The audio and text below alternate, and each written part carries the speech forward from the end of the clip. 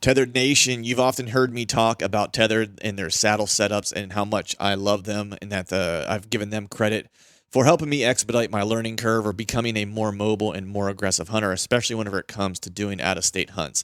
Well, their previous saddle setup there's nothing wrong with it. I've used it for 2 years, but they've decided to up their game if you've not heard and have released the Phantom saddle. And the things that they've updated this is sizing. Oftentimes, people are asking what size they need to buy based on their waist size. Well, they've kind of eliminated that and created a one size fits most saddle size, which is goes from a 28-inch waist to a 40-inch waist.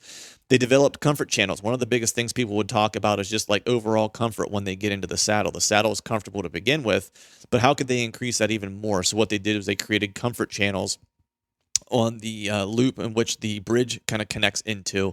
And your bridge position will have a lot to do with how comfortable your sit might be, because it's going to determine where the pressure of your saddle is being placed on your body. So if you need a little bit more back pressure, you move it to the higher comfort channel. If you need a little bit more pressure or support underneath your rear end, you move it to a lower comfort channel.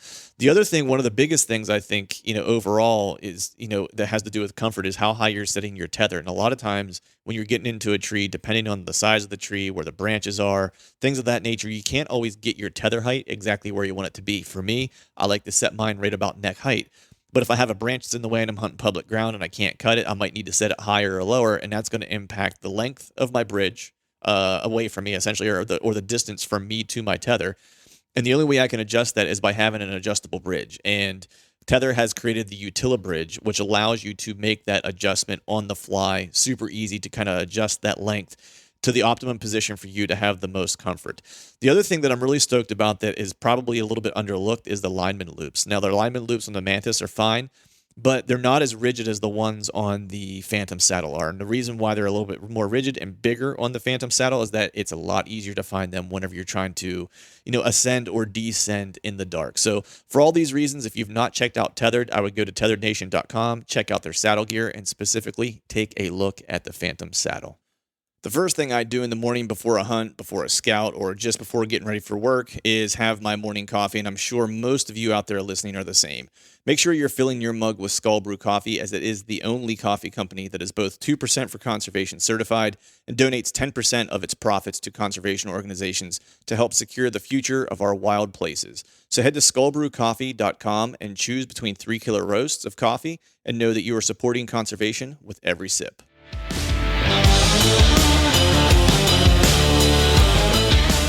Welcome to the Truth from the Stand Deer Hunting Podcast, brought to you by Skull Brew Coffee Company. I'm your host, Clint Campbell, and you are listening to episode number 170. Today I'm joined by Big Buck Killer Andy May, so stay tuned.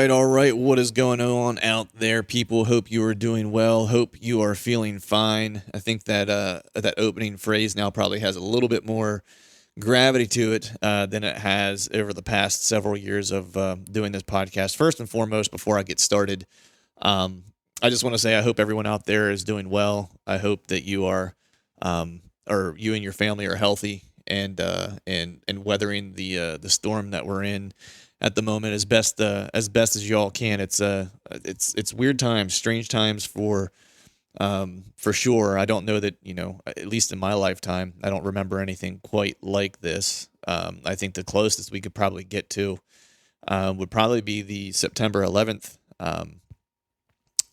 situation that we all went through, over nearly 20 years ago at this point.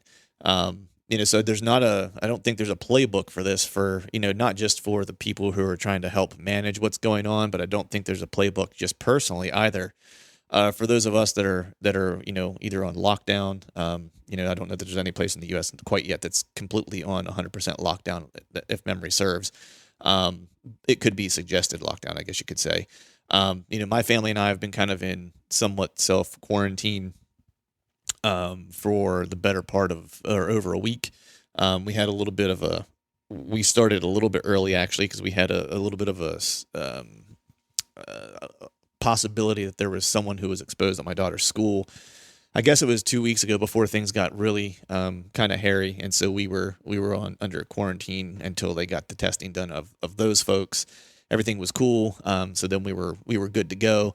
But then shortly thereafter, everything kind of took off, and then my work decided that we should all work from home, and I'm fortunate that I have a gig where we're still operating. We can work remotely. Our jobs don't require us to be in the office. And so we're all doing that, but definitely feel for those out there who are, whose jobs require them to be in a retail spot or a restaurant or bar or any number of those places that have been shut down for the time being. I know here in Pennsylvania where they've closed all non-essential businesses for the most part. So essentially, we have gas stations, grocery stores.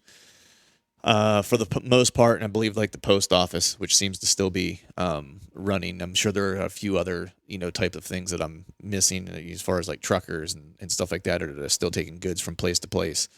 So, big shout out to all those folks who are on the front lines kind of helping out with this stuff, no matter what side of the fence you fall on, whether it's, whether you feel like this is overblown or whether you feel like this is something, really significant or bad.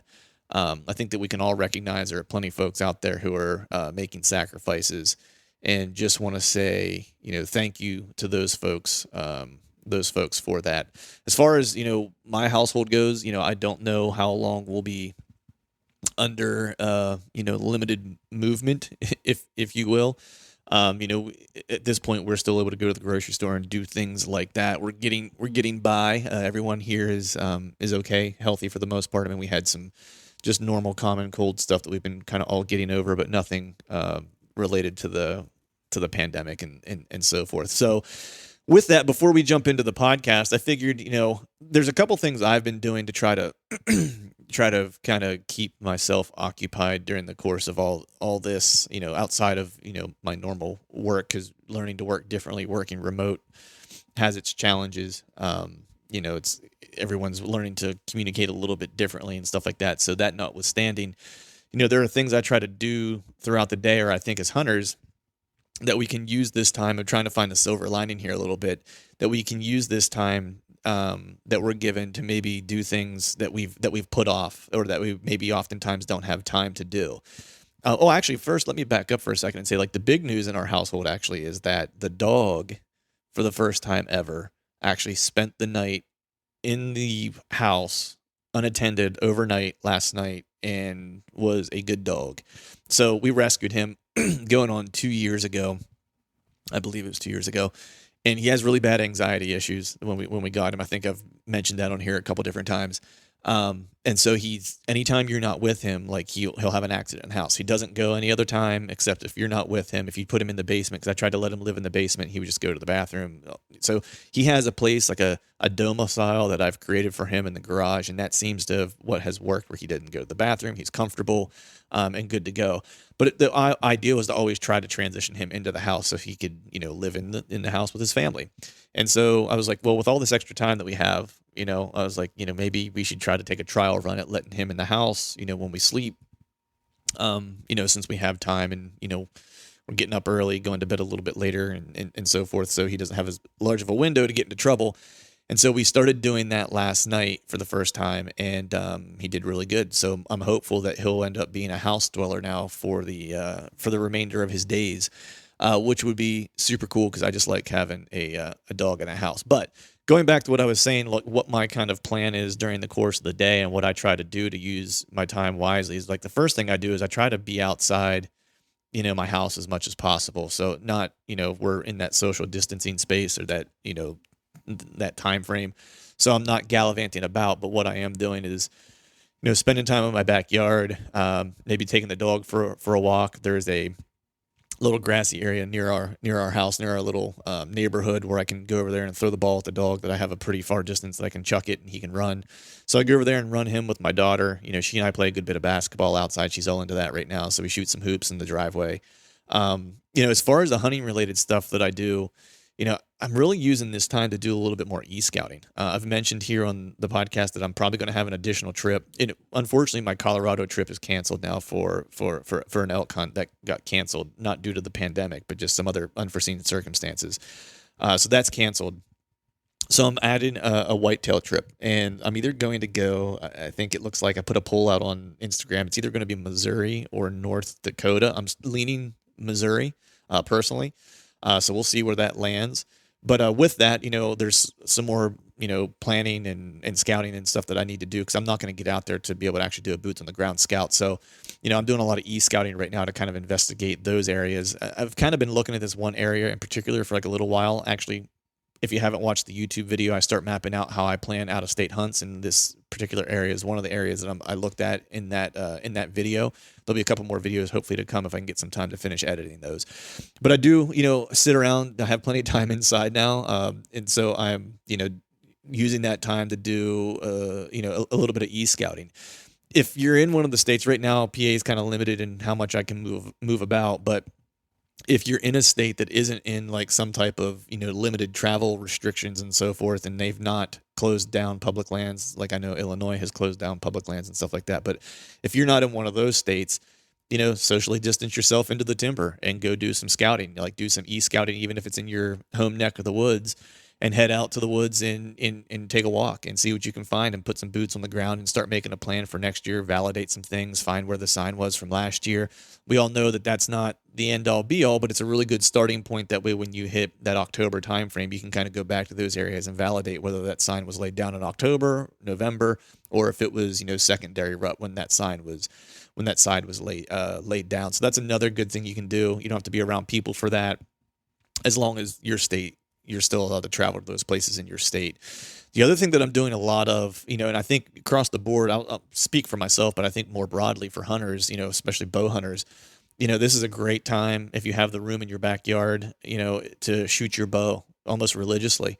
You got plenty of time now to go out there and fling arrows. I personally fling arrows pretty frequently just in general, but just with the added stress of everyone being at home, working from home, changing my work environment, all the other stuff that's going on around us, everyone, I'm sure, has a ratcheted up stress level a little bit. And I find that shooting a bow gives me, therapy in 20 to 30 yard doses. And so I usually try to go out at least once a day, if not twice a day, and shoot some arrows.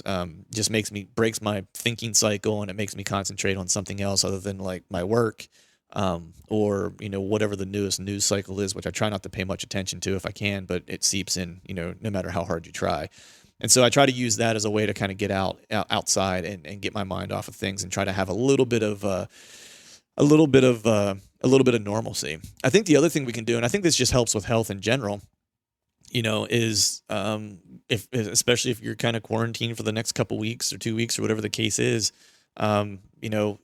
you don't need a bunch of equipment to try to get into shape. It's like I do all my working out in my basement, and this might be a great time to kind of take that step. Like if you've been saying, hey, I want to work out and I want to get in better shape and stuff like that, this might be a great time to do that, especially if you have some type of Western hunt that you might be planning to do this fall, and it's always that, especially if you're a flatlander like me, coming from the East Coast, you head out west and all of a sudden those mountains are a lot bigger than what you thought and are more challenging. And so, doing the prep work in advance, it's always hard to kind of fit it in between work and family and all that stuff. It just seems like you don't always have as much time as you would like. And now you're afforded the opportunity of time. And so, you can take that and try to get into some better shape, if not for a trip, just to feel better. The nice ancillary benefit is that it increases, your immune system response and those things, which is a natural way of fighting off just normal bullshit we come into contact with every day. But those are just a couple things, man, that I wanted to share with you guys on how I've been kind of managing, all the craziness that's going on around me. Not saying that it's not foolproof. Not saying that there aren't days where it's like you get frustrated or whatever the case might be, just because everyone, I'm sure, would like to just get back to normal everyday living. But, I don't know, I don't think any of us really know when that might happen. And so I think, putting things in place to manage through for whatever length of time it might be is probably in our best interest to do so. And then I think also, at the end of the day, once everything gets back to normal, maybe you've created some really good habits for yourself that kind of extend beyond that are good just in general. So with that, I'll kind of move on and get to today's, podcast. Have a really cool show today. Andy May is on the show. He's a guy that I've wanted to have on for a while. And if any of you, I'm sure most of you out there listening are probably familiar with Andy. Andy is one hell of a hunter. Does a lot of traveling out of state, kills deer just about anywhere he goes. When I say just about anywhere he goes, it's a very low percentage chance that he doesn't when he goes somewhere.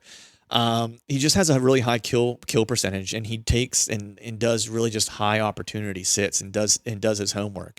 I'm actually going to break this into 2 episodes because the first part of the show, we really kind of talk about saddle hunting, how Andy kind of got his start, a little bit about scouting and how he qualifies parcels whenever he's thinking about taking an out of state hunt. And then part 2, which I'll put out next week, is really more into the nuts and bolts about how he executes a hunt once he's on a hunt. I think the really unique thing about Andy is that, when he takes these out of state trips, a lot of guys will go for a week, 2 weeks, whatever the case is. I try to always take at least, 7 days, like 5 business days plus the weekends on any trip, to give myself a good chance.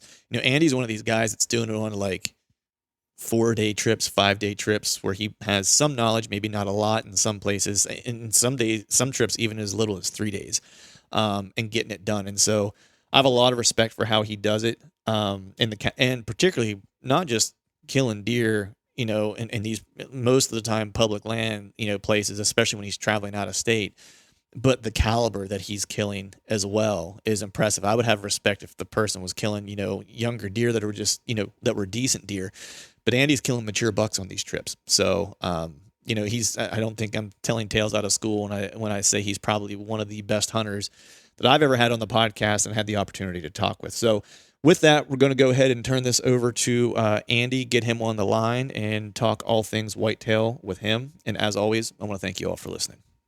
All right, folks, welcome back to another episode of the Truth from the Stand Deer Hunting Podcast. Today I have a gentleman on that I've been wanting to have on for a while. You've probably heard of him if you've been listening to podcasts or just following dudes that have a knack for killing good deer in just about any place they go, especially last year because he had a killer season last year, no pun intended. But I have on none other than Mr. Andy May. What's going on, man?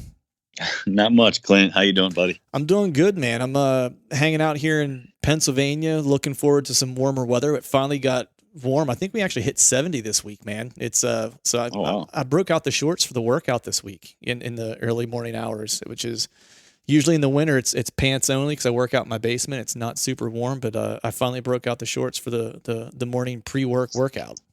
Yeah, that's pretty warm. It's in the 40s here still, so pretty chilly. Oh, is it? Yeah. I'm not gonna lie, man. I would be doing better. I got a little bit of a bruised ego because I was playing a pig with my daughter when I got home from work this evening, and she beat me. She took the crown. So yeah. I got beat by my 11-year-old daughter and pig. Man, I'll tell you, she's got this shot. Like she's got like a couple spots where she is just like she doesn't miss. And if I let her get the ball and take the point, and she starts knocking those down, it's like I'm in trouble because I just overthink the shot and I'll bounce it off the front of the rim or whatever, and she just like strokes them from that spot. And once she gets going, I'm done. Yeah, that sounds familiar. My daughter is big into basketball too, and she's I'm having a hard time keeping up with her anymore. She's pretty good. Yeah, nice. Yeah, I don't know. It was weird. My daughter all of a sudden she played when she was really little, and then she didn't play for years. And all of a sudden this year she was like, for Christmas, she's like, Dad, I think I want a basketball hoop. And I was like, all right, I like to shoot hoops. It's like, that's cool. Let's do that. We can do that together. And now she's just like every day playing, bouncing the ball in the house, dribbling. My wife's father he's been a basketball coach for like 30 years or whatever. So he just loves it, is able to show her how to shoot and how to dribble, how to handle. So she's all about it right now, which is cool. That's awesome. Yeah, I love it. Yeah. So man, but not, necessarily done with talking basketball per se, but definitely do want to jump into the hunting stuff. Cause I think my pride probably need to take a detour here into something that I'm better at. So we'll jump into hunting, but man, I know a lot of folks out there have heard of you and have probably been following you and stuff. Cause you've been on, a bunch of different podcasts from Wired to Hunt to East Meets West and, everything in between. But for those out there that may not know who you are, if you wouldn't mind, just give a little bit of background about yourself, where you're from and what you do for a living. Okay. Yep. Andy May. I'm from Southern Michigan, and I work at a school for children with special needs. I'm an occupational therapist, and that's very similar to like a physical therapist. We just kind of focus on slightly different skills and different parts of the body. But been there since 2001. So great job, love it. So I'm kind of on school hours. So vacation time is kind of set in stone, as far as like spring break and Christmas break and that sort of thing. So Right. makes it tough to be a traveling hunter. I still find ways to do it. It's just my trips are usually abbreviated, pretty short. 2, 3, 4 day trips are kind of the average for me. Kind of long weekend type deals, but I'm able to get out around home. Fairly frequently. I have a daughter, so obviously she's top priority, but Right. I'm able to kind of be flexible with my time, and when I get onto a good one, around here, around home, I can usually get after it a little bit. So Right. not too bad. I'm sure there's guys out there that have it worse than me, so I'm fairly fortunate. Right. Yeah. I mean, that's the one thing, man. It's like we always want to hunt more. It doesn't matter how many days we get. And that's just have to remember it's like, there's plenty of folks out there. I'll complain about it because I'm like, oh, I only got however many days in this year. And then someone like Greg will slap me, our mutual friend Greg Litzinger will slap me, be like, dude, you spent 2 weeks in Iowa this year. I don't want to hear it. Yeah. It's like, Yeah, right. so, Yeah. so it's a little bit of a reality check, but that's the one thing I definitely wanted to talk to you about today, man. Cause that's the one thing I admire from you from afar. I've been watching you, for a while. And, it was just a handful of years ago, maybe 5 years ago or so, is like when I really kind of got into doing more of the travel hunting and stuff like that, doing, out of state hunts every year and so forth. And I've just kind of grown to love it. And I was always just intrigued by your ability to, because your trips are usually like shorter increments of time, your approach, you have to be really efficient in how you're doing things. And I've always just kind of watched that from afar and just thought that was really interesting, and thought, even if you have a longer period of time, the things that you're doing, really apply. And, truth be told, it's like if you can tag out in 3 days and hit another state on your way home, if you have extra days, then that's always a bonus. But, given that I was following you this year, man, you had a killer year this year. You ended up getting a muley, I think, right? And $2, was that it? Or was it $3? Actually, I shot a velvet buck in Kentucky early season, second day of the season. Killed a nice heavy 10-pointer in Ohio on October 10th. Then late October, I killed that big muley in Nebraska. Came home, and 2 days later killed one of my target bucks here in Michigan. And then in late December, I killed a really big old buck in Maryland on public land. So Okay. Man. Yeah, it was a good year. Yeah, I was gonna say, have you ever had a year like that, or was that like does that top the list? No, actually, I've had many years like that. I mean, this was a good year. I killed my biggest muley, and it probably one of my more memorable years. Just some of those hunts were just the Ohio buck. Shot him from the ground. Nice. Real close. So just a lot of real neat kind of like, I don't know, just real exciting type hunts. Right. So in that aspect, yeah, one of my best. But right. I've been fortunate enough to have several seasons where I've killed 4 or 5 bucks a year. My best year was 7. Whoa. Yeah, that's a pretty good year, man. That's some people's decade. Yeah, I know. It's a little bit of luck. I've been at it quite a while, so probably a little bit of skill mixed in there, and right. Just gotta. If you go hunt more places, obviously you're gonna have more opportunities. Like obviously the year where I killed 4, 5, 6 bucks, like I'm hunting a lot of states, so right. I tend to get more tags and go more places than the average guy. Right. Most guys take one out of state trip a year, maybe 2, but Right. I often have 4 or 5, 6 different states that I try to hit in a year. Right. So how do you prioritize what time of year you're going to go where? Because I'm kind of running into that right now because I have a couple trips I'm planning to take next year, a couple states I'm planning to hunt next year, but I'm trying to like strategically figure out which states I want to hunt in what time of the year. How do you kind of go about doing that? Yeah. So basically, what I try to do is obviously with working in a school, I'm kind of limited. What I used to do, all my out of state trips was I basically take a rut trip. That's how it all started. I'd take a rut trip to Illinois or Iowa or Ohio, something like that. And I was having success. And then I just wanted to kind of extend my season. So then I started looking in states that had a September season. Mm-hmm. That obviously, some one that pops out is Kentucky. So I started hunting Kentucky. And I really like that state early on. I've had really good luck there, going after velvet bucks and glass and bean fields early season. And if you're going down there when there's a drought and hunting waters, I go to like the best part of Kentucky and I've just had really good luck. And so then I just started just trying different states at different times. I got bit by the out west bug. So now I'm into like western whitetails and western muleys and did the elk thing last year. And so again, basically what I try to do is I just try to get a hunt in September, maybe even 2 if I tag out, but it definitely 1. And then it seems like usually in October, like the beginning of October, I'm hunting Michigan and Ohio. I live really close to the Ohio border, so it's really easy for me to just jump the border and hunt Ohio. Got it.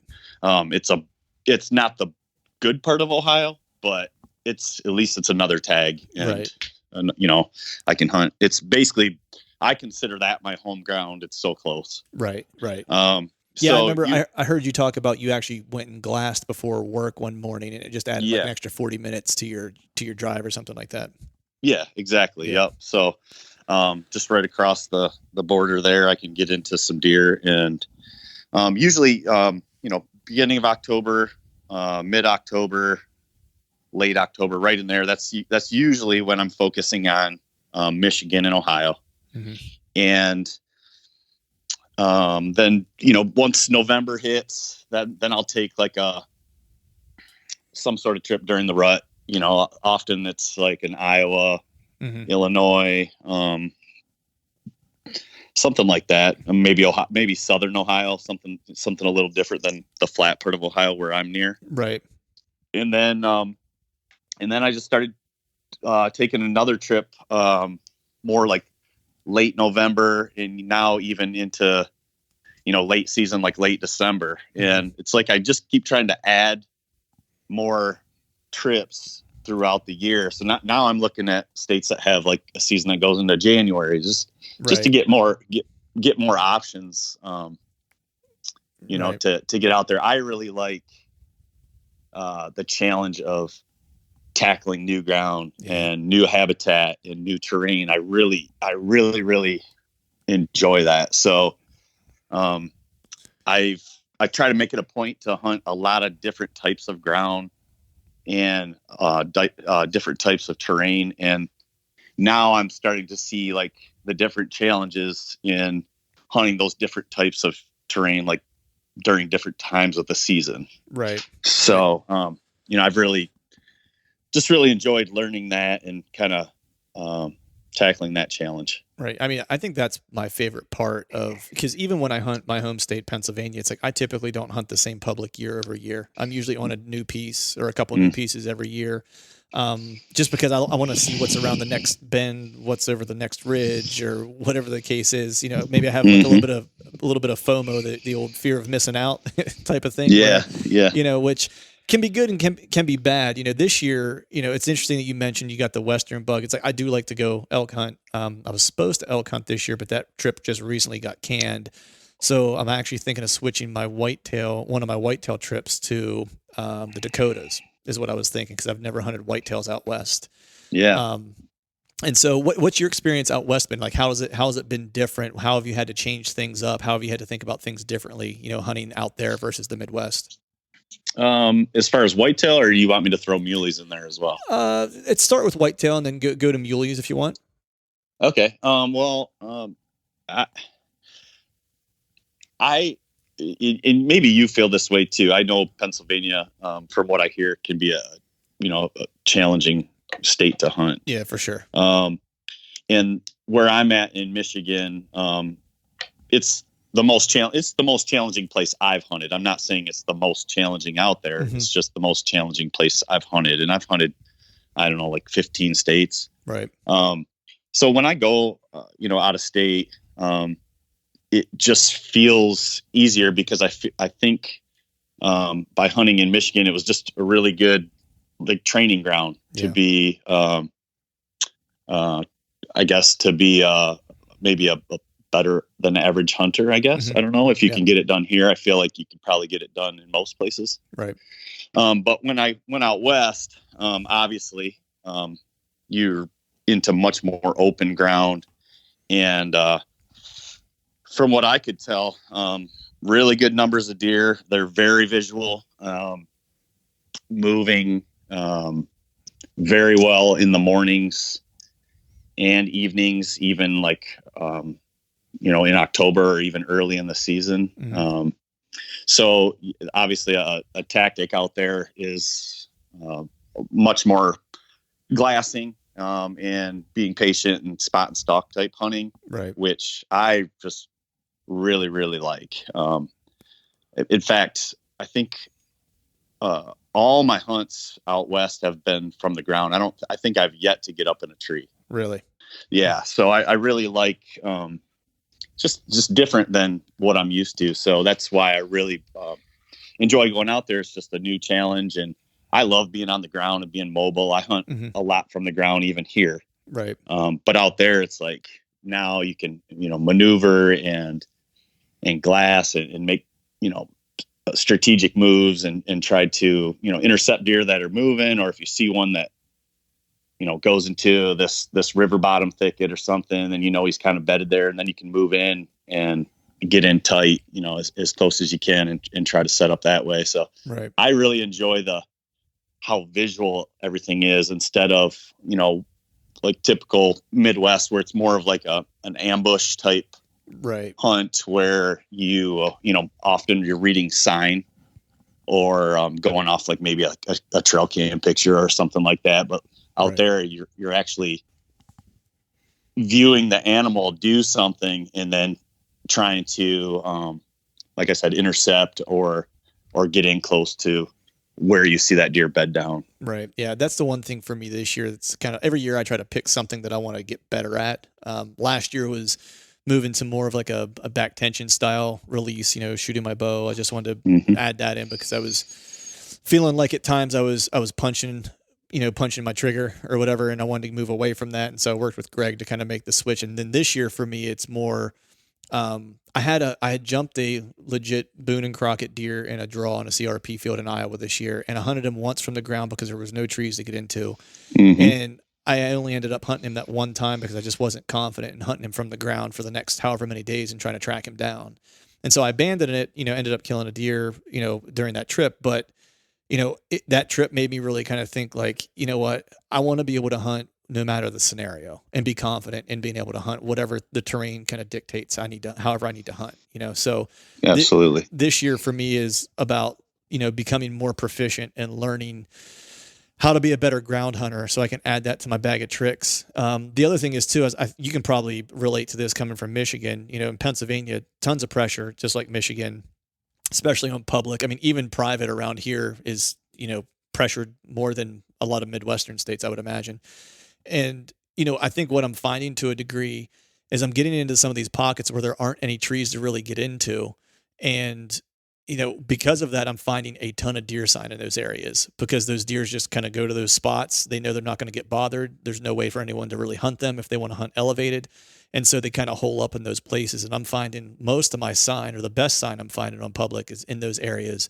And I thought even for Pennsylvania, which is maybe more of a traditional, get in a tree type of state, ground hunting might be a better way to go in terms of being able to get on the more mature deer that are on those pieces of public. I don't know if you've had a similar kind of experience in Michigan or not. Yeah, for sure. I'm definitely running into a lot of good deer in areas that have very few or no trees. Where I'm at in southern Michigan, it's a lot of farming ground. Mm-hmm. So I mean, there's some definitely. Don't get me wrong. There's swamps and marshes and stuff, and there's big deer in those. Right. Away from what the traditional woods is along the edges and whatnot. But even in the farm ground, what I see is I'm finding big deer out in the middle, in cornfields and stuff that a lot of people aren't even thinking about or going after. So I'm hunting a lot of like really skinny hedgerows, just little drainage ditches that you can't even see that run through the middle of a cornfield. Things like that. I'm finding deer that are just out there living and getting away from the pressure. In fact, that buck that I killed in Ohio this year, I killed him from the ground. Now he was going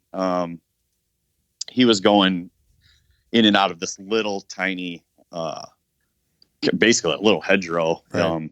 Was what he was living in, but then he was moving out of that, and he was going right into crop fields. And I mean, he wasn't near any tree. So you're either sneaking into that little tiny hedgerow, which is extremely hard, right, or you have to try to get him from the ground out in these crop fields, and he's just disappearing into the corn and running these ditches.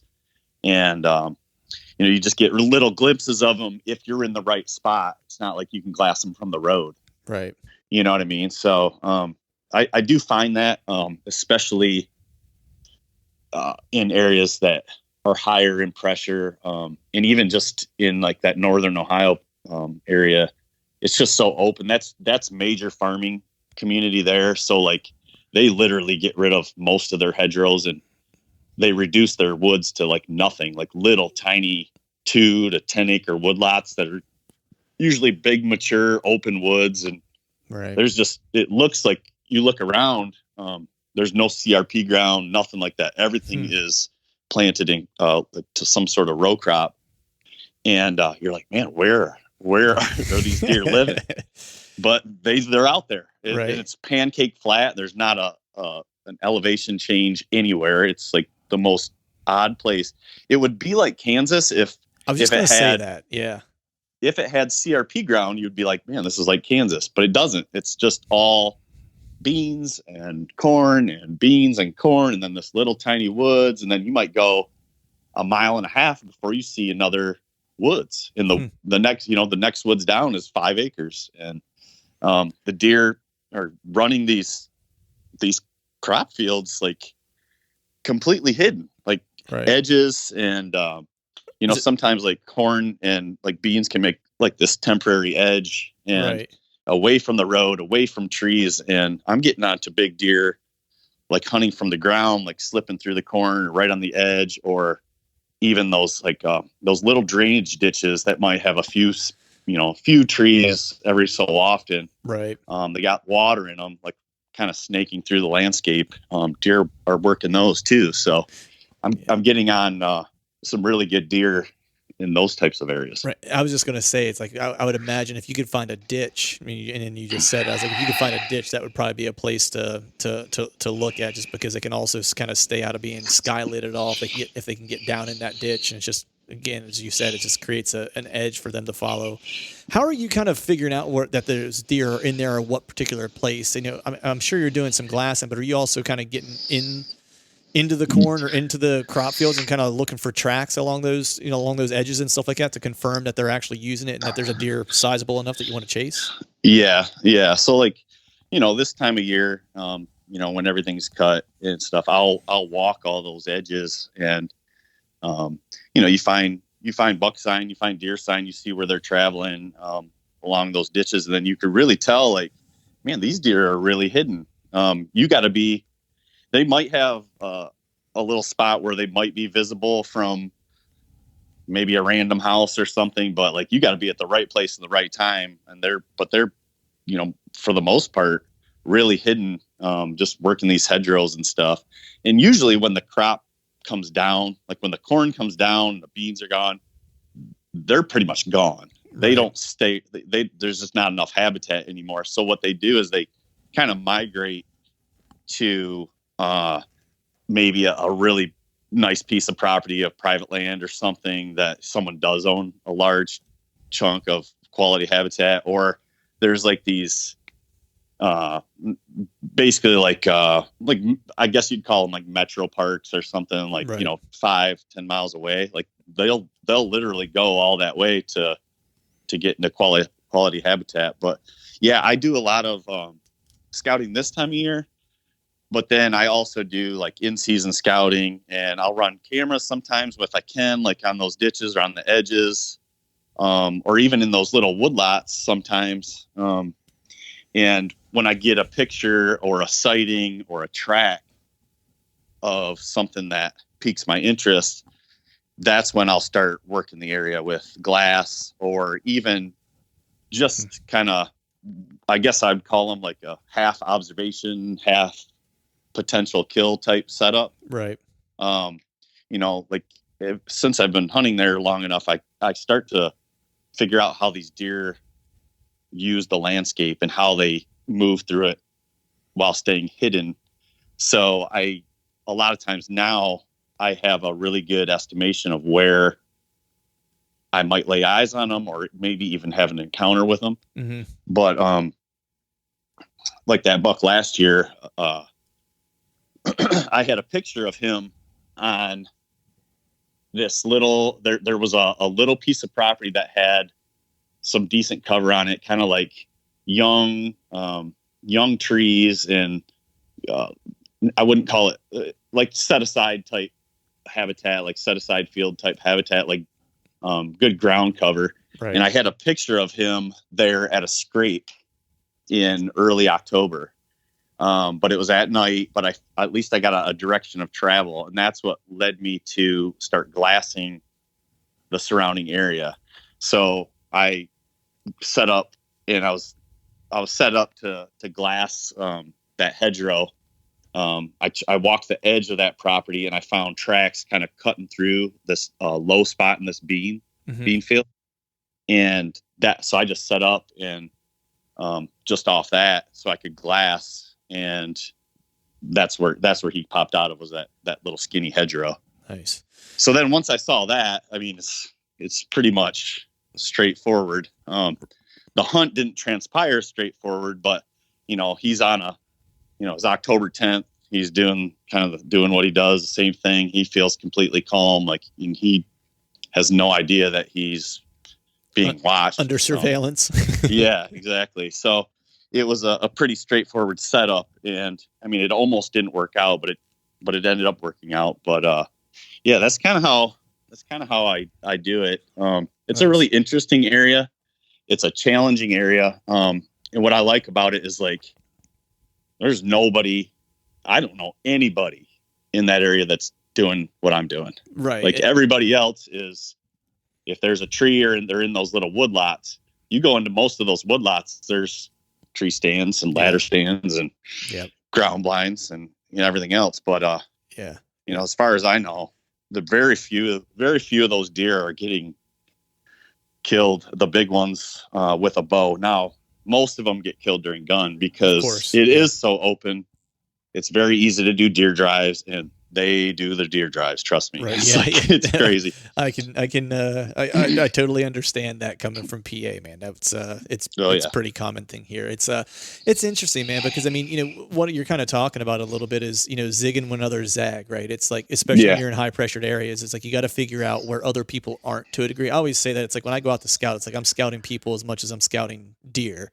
I'm trying to figure out where people are at. And the one thing, I'll bounce this hypothesis off of you and see what you think of it, because I've started kind of playing around with this to see if it holds true. But what I kind of look for a lot of times when I go to public land, especially here in PA, and even whenever I'm in Southern Ohio or whatever, it's like I'm looking for clear cuts that are the right age that are going to be good cover, good food for deer, and that's where I'll start usually my scout in an area that I'm not familiar with.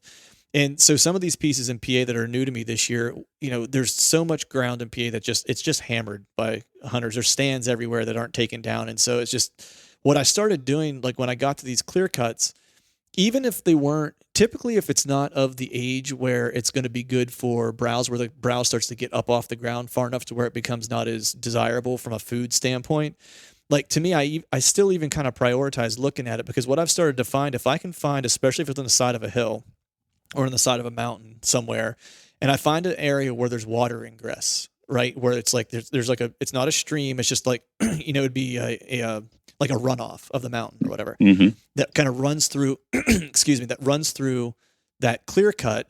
I'll actually bushwhack my way through there using that water ingress as like my path, because what I've found is usually inside that clear cut somewhere, it's going to open up into what I've started calling like mountaintop swamps, where it's somewhere where the water's going to hold. It's going to like be wet enough to where trees aren't going to be able to grow, and it ends up turning into like swamp grass, but it stays dry most of the time. And every place I've gone to this year that I've looked at that, I've found like the best buck sign that I've found on that entire piece. Like there's one piece I just scouted recently that was like 3,400 acres, and I found 3 good setups, and they were all inside of the clear cuts. Now, getting into them to hunt them becomes a little bit more challenging, right? You're gonna have to do a little bit of, manicuring to try to get a place in where you can get in quietly. But, but I've found that like the past couple scouts, I've started kind of putting those pieces together. Greg and I went out and scouted a piece and found 2 of them that were just hammered with rubs, just like destroyed. Like every tree was rubbed in both directions, and so I've started finding that where it's like, okay, maybe this is something I can use consistently, that deer are finding these like as their hidey holes, especially bucks. And this is where all the deer are kind of running once the pressure hits. And I can use these little water ingress areas as like keys to know, like, okay, this is where I need to go, and I need to check the center of this out. What do you think of that idea? Yeah, it's very interesting. That's I like. It sounds awesome, and I like what I like is your thought process of, it sounds like you are trying to do something that probably nobody else is doing, right? Nobody else is getting in there. They're probably hunting the edges. Yep, exactly. So yeah, I think, anytime you can think outside the box like that and get into where other hunters can't, and that's hard to do at a lot of places. That sounds like a really good opportunity for that. Just like where the example I was talking about, it's not hard to do what I'm doing. Nobody's just thinking to do it. Nobody thinks there's deer out there. Yeah. There's not a lot of places like where I hunt more in southern Michigan. There's not a lot of places that are difficult for hunters to get to. There's just, everything's pretty straightforward and easy. There's nothing like a clear cut, or there's nothing like a giant cornfield with a ditch, a little creek running through it. You know what I mean? Yeah. So I really like that thought process. It sounds like pretty sweet. Yeah, it just dawned on me the other day when I was out last weekend, because it's like the second time that I've gone to an area and was scouting around these clear cuts, and I just find like a little spot where I could wiggle in where there was water and be like, let me just follow this water. And this past weekend I ended up finding a buck bed, with 3 hammer rubs like in the bed, and it was wet that day, but it had rained all day the day before. So I was like, you know what, this is probably dry like 80% of the time. So I was like, if a deer is going to bed here, it would probably be pretty solid, most of the time that he would want to bed there. Now it's just figuring out when are they using it. I got to hang some cameras and figure that out. There was also a big primary scrape that was right out, or a big community scrape that was maybe 50 yards from that as well. So I was like, okay, let's mark this. This seems like a place I'm going to want to come back to and check out. But I would never even, for me, the biggest thing that changed is like wanting to be able to hunt from the ground, because there is not a single tree in there that you could climb, but also being mobile enough. And I know you're a saddle guy, and, being able to use a saddle, wearing it in that way. If I do end up on my way in, come across that primary scrape and it's just got tore up, like, the evening before or whatever, it's like, well, then I might want to sit up next to that. And so it's being able to be multiple like that on a hunt, and being able to kind of change on a moment's notice. And, the saddle has really done that, and then to add the ground game to it, the saddle doesn't hinder you from adding the ground game. Exactly. Yeah. That's, I've always had that kind of mentality that I want to be, ready for any situation. And I want to be, I want to be able to recognize the strategy or the tactic that is required with whatever is presented in front of me. And, depending on the terrain or the conditions or, ground setup or, big woods, you got to get high. I want to be prepared and have what I need with me to do that and to be able to recognize that quickly. Right. And that's probably where a lot of my success comes from.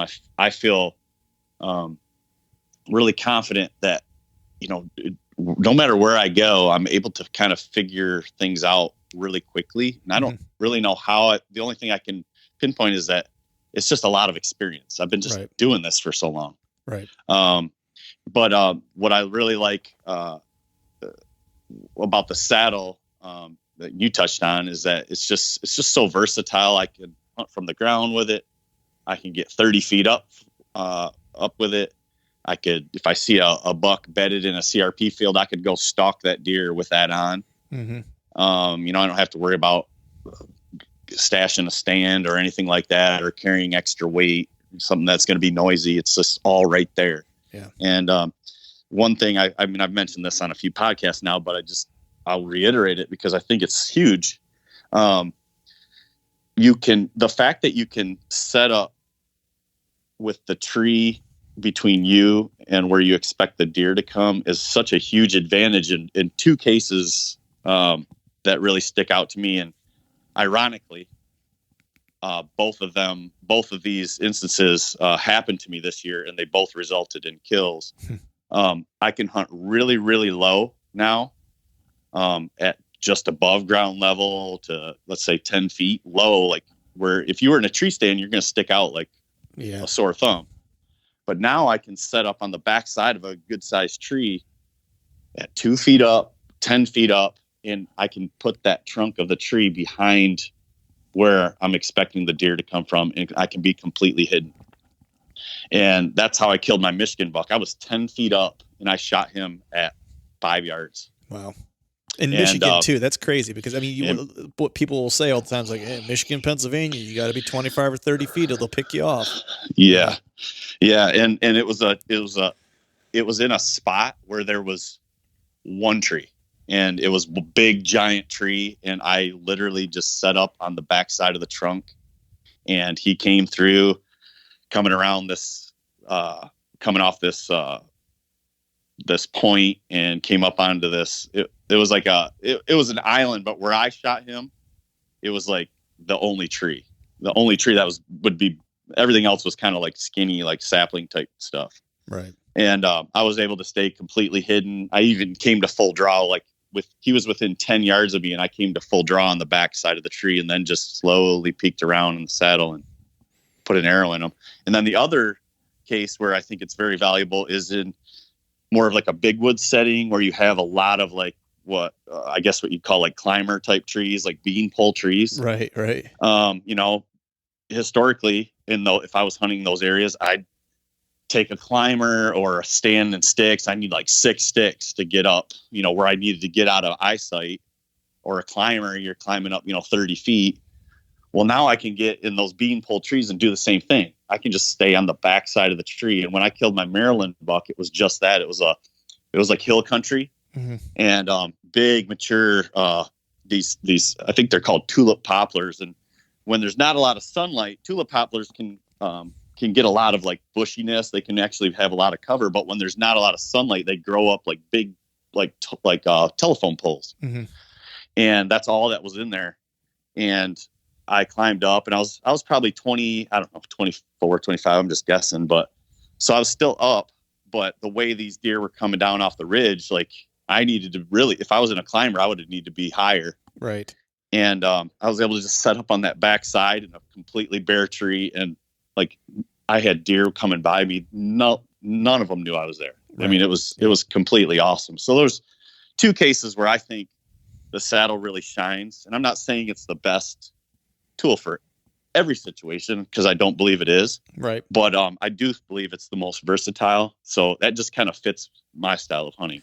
Right. Now I'm the same way. It's funny because I had been interested in kind of checking saddle hunting out for a while, and I've been using a saddle now for just 2 years, 2 full seasons. And I had, our mutual buddy, Greg Godfrey we were talking whenever they were getting ready to launch the Manus, and he's like, you got to try saddle hunting. So, I did, the first season, not last year, but the year before.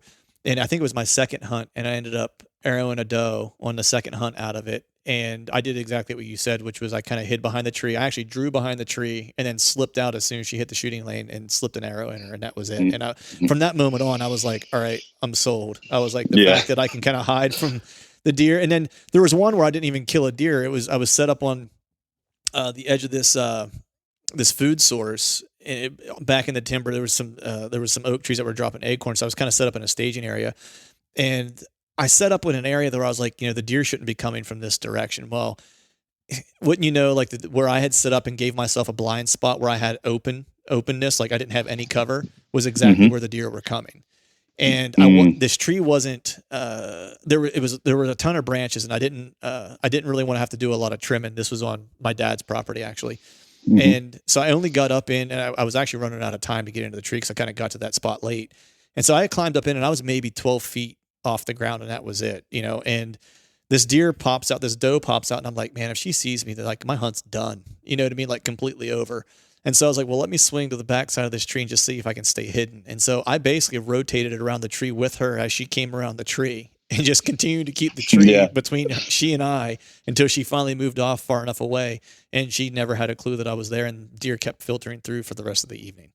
And that's awesome. It was like, it was those two instances where I was just like, sold. And then the big one this year was really whenever I was in Ohio, and I was just, didn't know the area really well. So I was hiking and pounding the pavement or pounding the ground every day, scouting and hunting, just, every day. And I wouldn't have wanted to do that with a 20-pound tree stand on my back. You know what I mean? And so it was just the ability to be able to I only carry 2 sticks and a 5-step aider, and that's in like a Bullman step. And so with my platform, I can get maybe, 18 foot with that roughly, And so, and for me, that's enough, it's like, cause that's all I'm really willing to carry, which is the beauty of it. It doesn't take a lot to get the job done, because you can use the tree to your advantage as your cover. So you don't need to get as high. That's right. Yep. And there's some instances where I think a traditional tree stand might be better. Like if you find a tree that's in that spot that you need to get in, and there's like a lot of limbs coming out, sometimes it might be better to be tucked up next to that trunk, like in a traditional type hang on or something, you know what I mean? So that you can draw your bow as opposed to like kind of hanging out with the saddle. I come across those now and then, not very often. Usually I can make the saddle work in almost any situation, but there's a few times where, at least for me, I think like a lone wolf or like a mini, like one of the smaller type mobile stands would be a better fit for me personally. But I mean, this year I didn't hunt out of a tree stand at all. Right. So it's pretty rare. Yeah. I'm kind of in the same boat. I'm sure there's a use case somewhere. The past 2 years, I haven't run across it in the past 2 years, but it's not saying that there's not opportunities out there. And my big thing is like, hunt whatever you're comfortable in, because comfort and confidence is going to be what kills you deer versus being in something that you're hunting in because you think it's going to give you an opportunity if you're not confident in it. So for sure. That's kind of where I lean.